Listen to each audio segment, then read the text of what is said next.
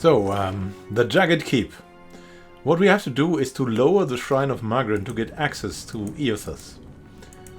And I've read that before, but I clicked around and I didn't find a way to do it. But maybe now that we've talked to her, we can do that. Let's see. Because Magran, you know, she wants to erupt the volcano and destroy Eothas. And we kind of don't want that.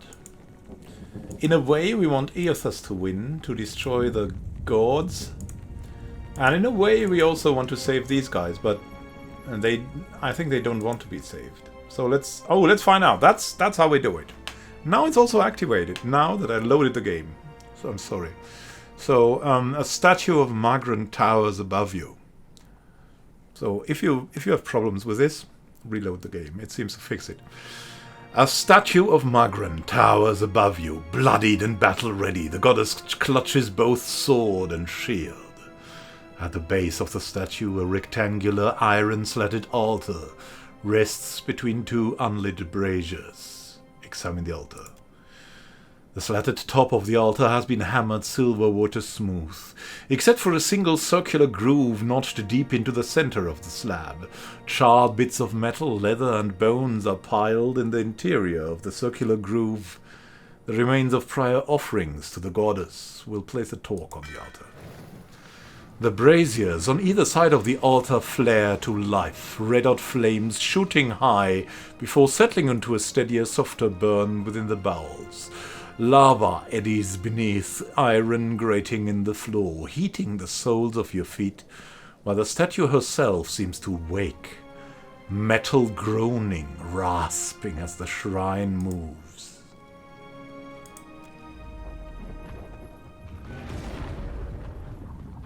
Will they go now? Now go away.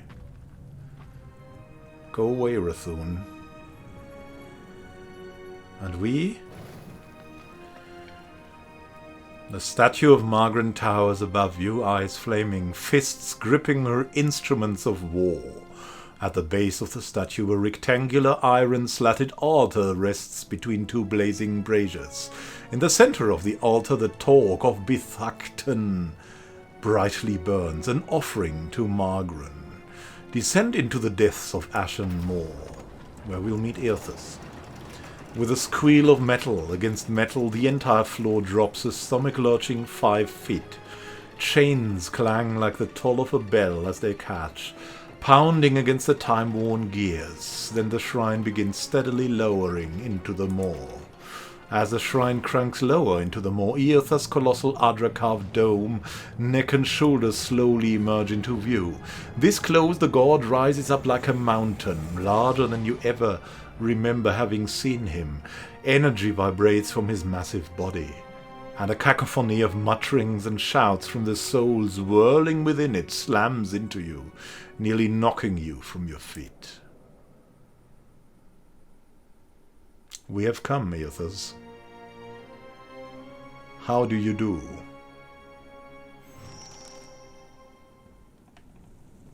That's our task now, speaking to Eothas. Now we can return here. We'll see. He waits in fire. We'll see what happens now. Oh. Let's be careful a little bit. Hello there. Wow, you have grown. You've surely grown. Of course you see us. Right. Watcher, I wasn't sure you'd make it. But there is enough of you in me to grasp that you had a better chance than most. Some would say it's because you have a strong soul. Great deeds come easily to one so spiritually blessed. Or have you become great because of what has been thrust upon you? Watcher of Cadnua, Herald of Berith, Hound of Eothas. Hound! The Hound!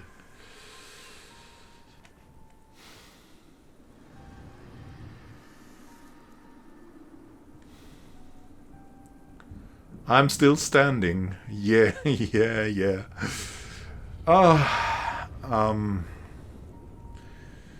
Let's talk about the good people, right? It's good fortune and good people have carried me the whole way. I'd be nothing without them. As would we all. But you have come a great distance for answers. What would you ask of me, Watcher? Why did we say this? Not because so many have helped us, but because we care about them. So we have given him a political answer. We want them to live. But you have come a great distance for answers. Yeah, what would you ask of you? I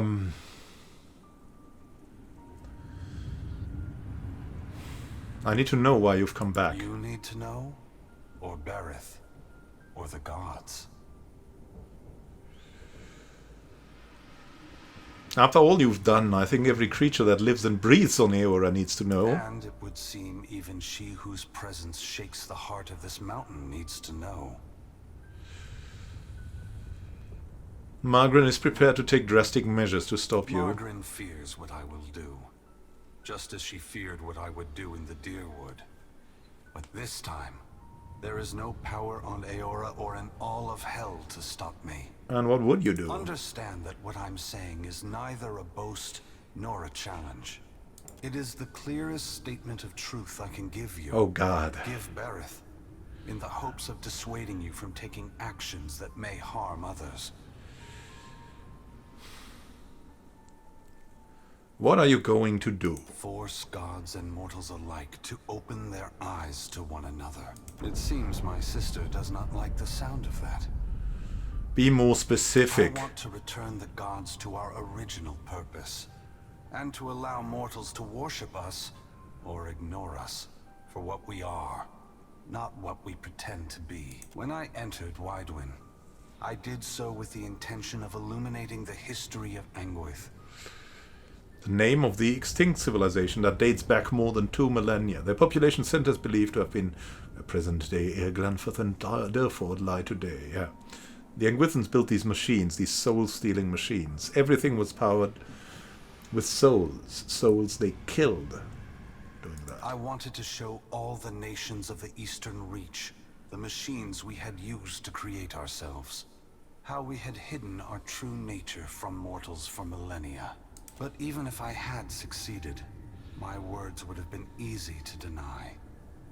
Belief creates the foundation upon which a mind's reality is built. I'm not sure about that. Some minds can never let go of that foundation. They would rather hold tight to the world in their mind than accept what they're being told.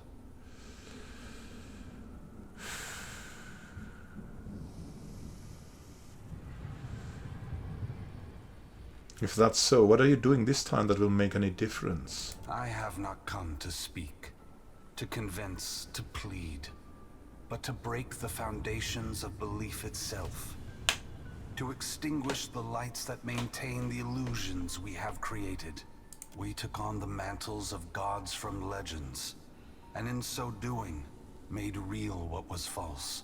Crafted truth from fiction. The time has come for a new covenant between gods and mortals. One forged in the light of truth and understanding between our kind. That sounds good. I will leave this place and go to the lost city the Huana call Ukaizo. It is there that all souls pass through the machines of the gods, where all souls pass into the beyond before beginning their next life.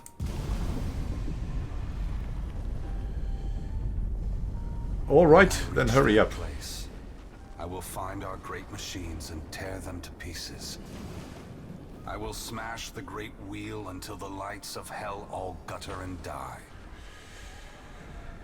That sounds kind of good. When my work is done, I will leave this world forever.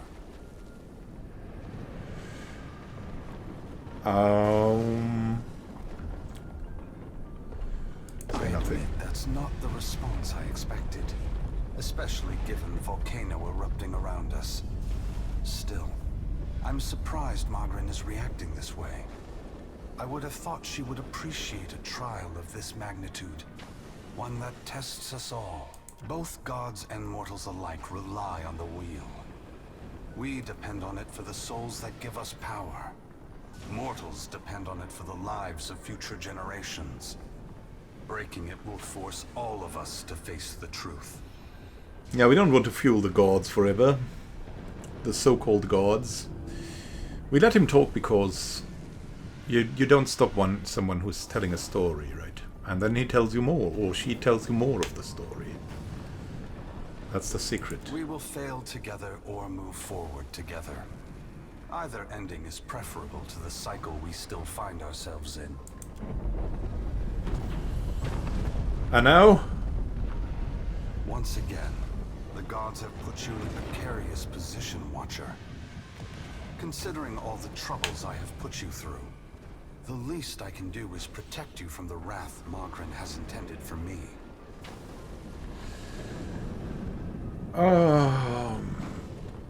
I didn't ask for your help and I don't want it. Oh, praise Eothas, what an amazing gesture. I don't know. We'll just say nothing. I must say, you've been remarkably calm in spite of all this. This next part may test you. Brace yourself, Watcher. Eothas' great hand floats away from the luminous Audra pillar. As it pulls back, for a brief moment you see a golden tether flash into existence between the pillar and the great titan's back. When the Audra fingers gently cradle you, there is first a sensation of warmth, but it is followed by a harsh splitting of consciousness. Your awareness vacillates erratically between the physical world and the spiritual dimension of Eothas' body. What do we do with this? Why do we allow this? Because we kind of know that it has been our motivation all the while to get rid of the gods, or the gods' real power, big power. And that's why we do this. Your soul glides amid the many trapped with Eothas. As your brilliant form passes by them, they call and reach out for help. Below Eothas' body, the volcano erupts. Molten rock rushes over the great Audra body, but does not slow its movement. Rathun rush to higher ground, but cannot outpace the lava, which overwhelms and consumes them as it rises. We tried to get them out of this, but they didn't want to hear. Your attention returns to the heart of Eothas' body. Deep within the whirling masses of souls, you again sense your own presence, the fragment that was taken from you. This time, you reach out to it as it reaches out to you. You meet somewhere in the great mass of Audra, the rest of the souls fading at the edge of your awareness. We are together again. Are you ready to be together again? It's about Are time. you certain?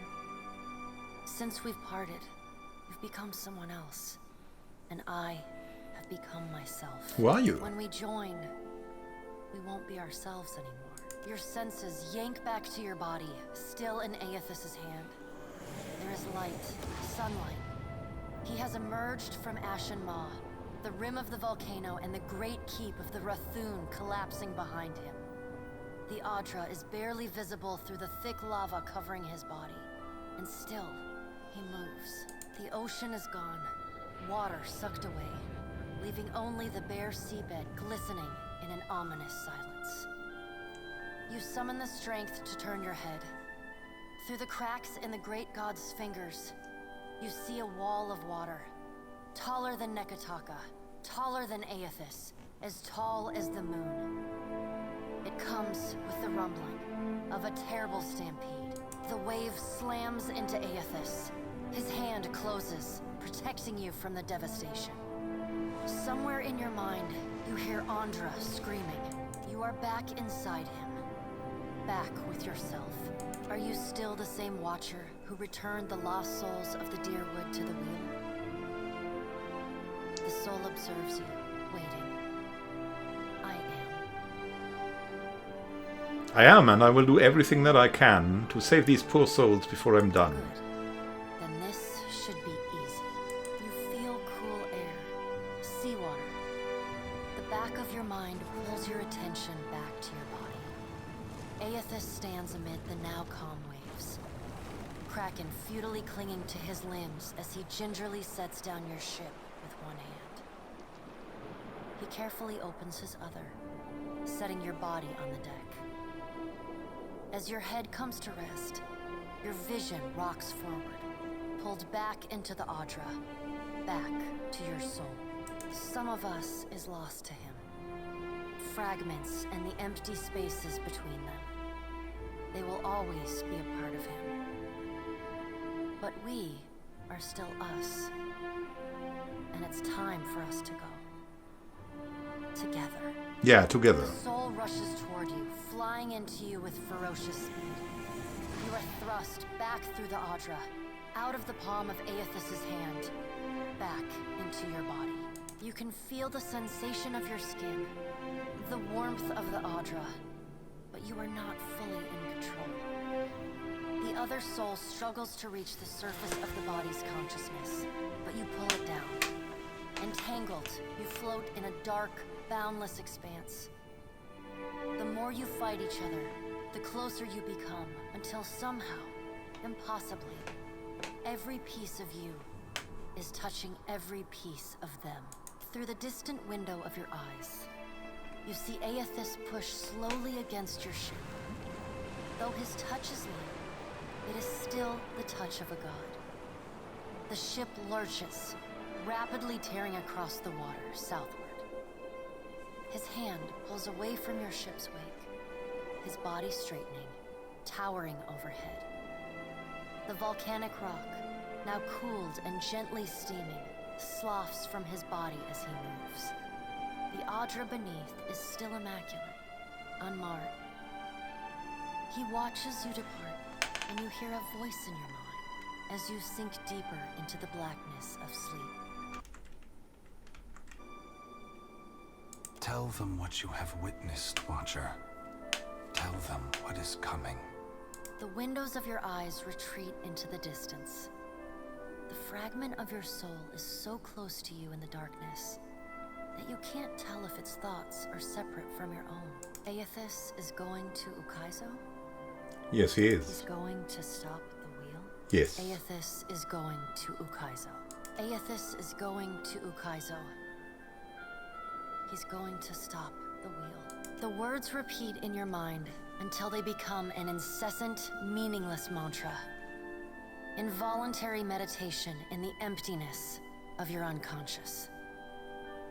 When the words finally dissolve and become part of the darkness, you see a pinpoint of light. You no longer sense the other soul. No longer sense the person you were before Eothas touched you.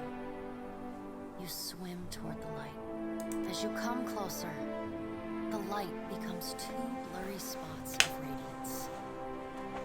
You settle in behind your eyes and feel your lips already moving, mumbling. Around your body you sense familiar scents and sounds, voices raised in shock and alarm. You take control of your mouth, opening it wide and drawing a great breath.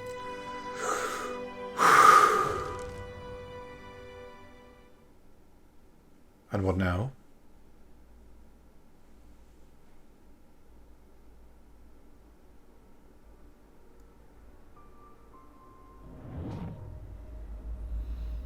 A pounding headache drags you most of the way back to your senses.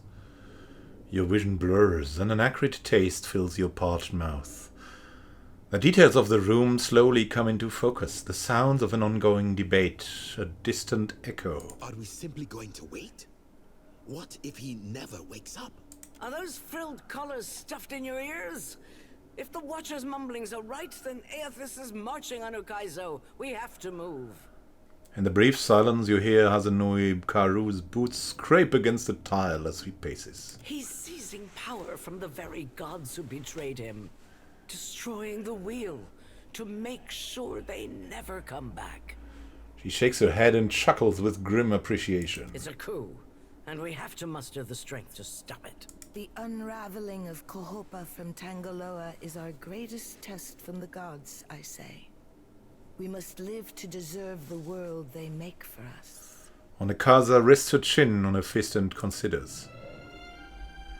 The assembled leaders turn their attention away from each other In a prolonged and thoughtful silence, at last you feel fully present and steady on your feet. The attention of the room abruptly shifts to you, filling the void with expectant whispers. I'm fine, not that anyone asked. Bear witness to the work of the gods. It seems they are not finished with you yet. Join our talks, I say. Rational discussion will gust away the ominous smoke rising from Ashen Maw. Onekaza gestures to you with an open palm. The Deadfire is no stranger to cataclysm. We can survive by cleaving to a shared purpose, a greater good, Akira. She looks to each of the envoys in For turn. what else did the gods place us here? We who have ships and resources enough to make a difference. Castol glances round the room at gathered parties, his brows climbing. Now see, O Castol. What we need is brass.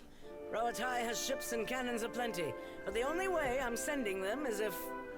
She breaks off at the boom of a door slamming open. Commotion echoes from the entrance hall. As everyone turns toward the noise, her hands trace her gun. The sound of approaching footsteps grows in volume as a courier scrambles into the throne room. Panting and glistening with sweat, his mouth opens and closes like a fish gasping desperately for breath. Ships have formed a blockade around Queen's Birth. Their commander demands parley with Serpent's Crown. What? But what about our ships? I must get a message through to the captains. For what do our enemies paint a target on their hull? This is a stirring bid for my attention. Onekaza narrows her gaze past the open door. Send word to my water shapers to drain the sea around the flagship. I would parley on better terms than this. Onekaza begins to rise, but the courier speaks up ahead of My her. queen! They fly the colors of pirates! The Principe are... Well, what have we here? Captain Eldis. A confident voice booms from the open door.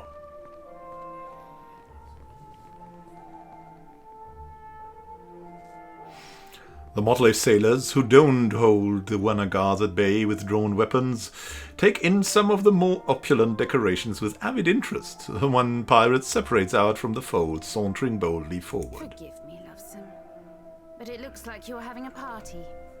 A rather fine one to which you didn't invite me. She winks, swollen glinting in the light, as she cocks a pistol high above her head. You painted vagrants are a plague on my tribes. Why should I not hang you from the walls of my garden? Onekaza grips the handrests of her throne, as if ready to vault up and attack. You should be asking yourself how they got in here in the first place. She glowers in the direction of the throne. Oh, I do love when they squabble. But I'm here for neither pleasantries nor entertainment. We've bigger fish to fry. Or should I say gods? A determined-looking guard inches closer to Eldis from the edge of the court. Without looking, the Principe captain swivels her pistol to aim straight at his chest. Now everyone just calm down. I promise we won't fire on you at this time. Unless firstly provoked. That is, until once we've safely absconded from the city back to the high seas. She grins magnanimously. Then all bets are off again. Aye? Yes, well, if you have a point, pirate, I suggest you reach it quickly. We're supposed to take a bunch of pirates at their word? She crosses her arms, the wooden hand groaning. Right you are.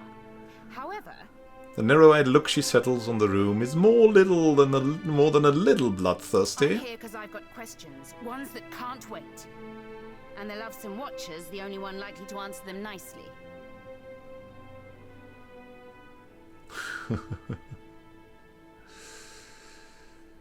Do we want to reach a Kaizo?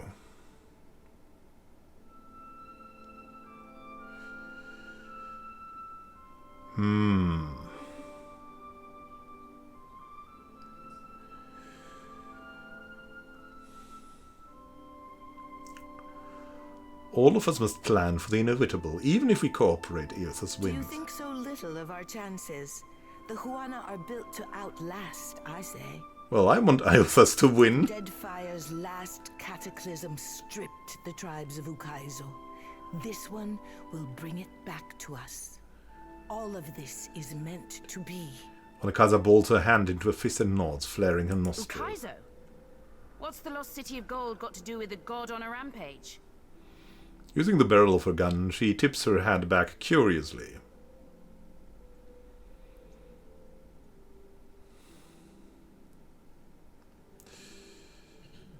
No more second or third chances. This may be the last life we ever live.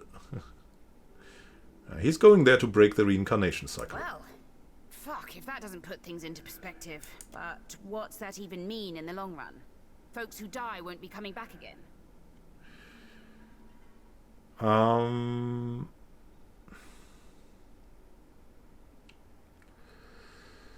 Souls will be trapped in the in-between? Nah, I don't think so.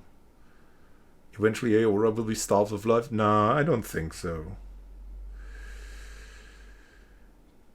It's possible. I don't know. This isn't exactly common. It's all dark and foreboding sounding. But what's it mean for my soul? I mean, I like the idea of pirating throughout the Great Beyond as much as the next gal. But if, say, I got no awareness after I die, does it even matter what happens? Ak, of course you have no interest past that of your eyes and your stomach. Says the CEO. Let us speak now of what can be done. Must be done. Watcher, you know best of all of us what our options are. Our only hope is to reason with him. If he's heading to Ukaizo, then the time for speeches is over. We have to act quickly. Defending Ukaizo is the highest priority. A pensive, focused look sharpens the lines in her face. She scratches her cheek with the fingers of her wooden hand. Our ships are fast and well-equipped. We could sail to the edge of Andra's mortar. See if Eothas' passage opens a way through the storms. She narrows her eyes, watching the others. Of course, finding Ukaizo once we're through is another matter.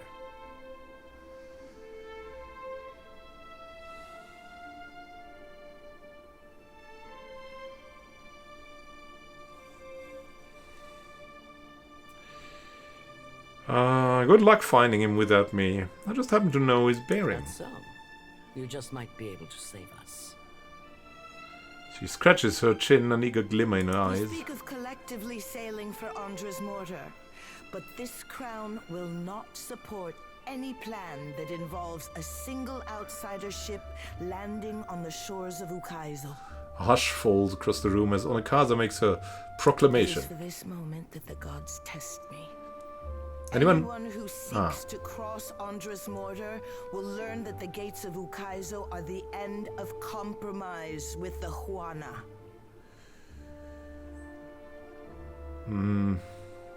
Souls are in jeopardy. Oh well. We'll just listen. I think I'm getting the gist of it now.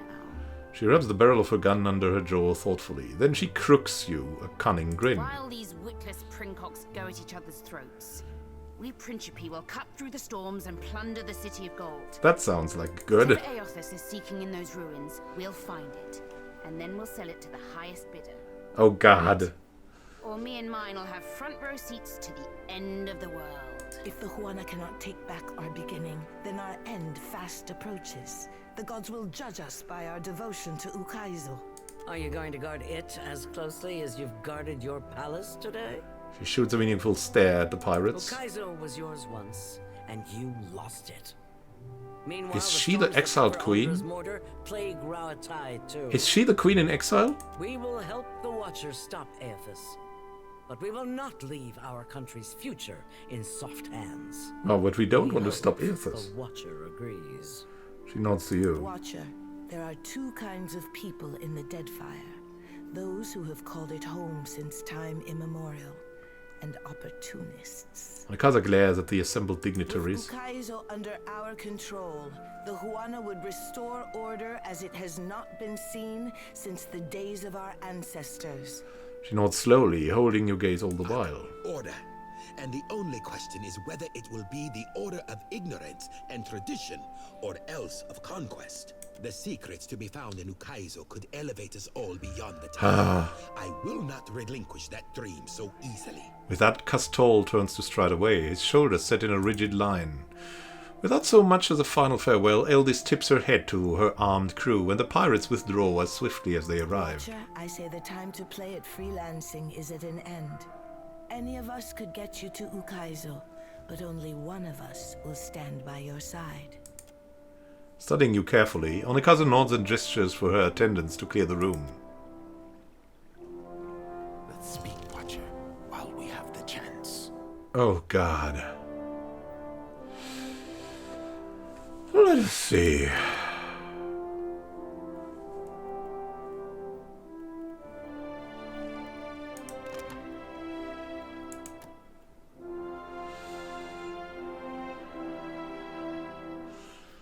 Children of the Dawn Stars. Royal Deadfire, the Principe.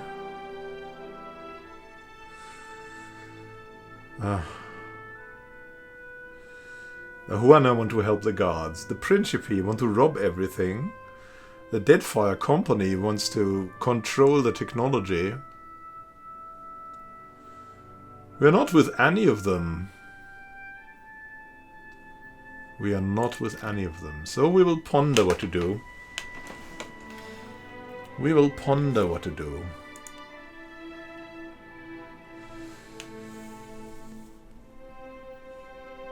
Maybe we'll just sail alone, right? I could also go it alone, but the Renegades of Junk won't survive the journey without significant upgrades. I'd need the very best hull and sails available in the Deadfire.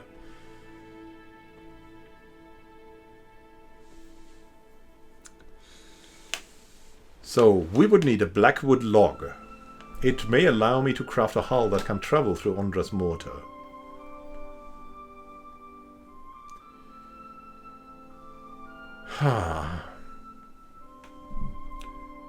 Well, I'd say thank you for watching and happy gaming to you. We'll see each other in the next episode. We'll see if we can go there alone. Have a great time until then and happy gaming. This is Immanuel then, signing out. See you soon and happy gaming.